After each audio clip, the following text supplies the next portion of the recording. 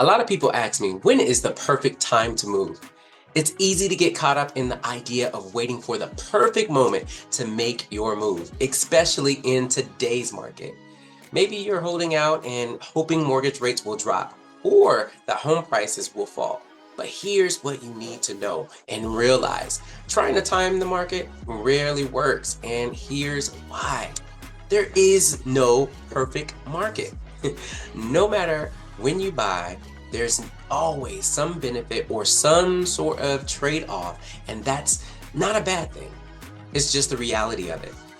If you have a reason to move and can afford to do so, you've got to take advantage of the trends that work in your favor.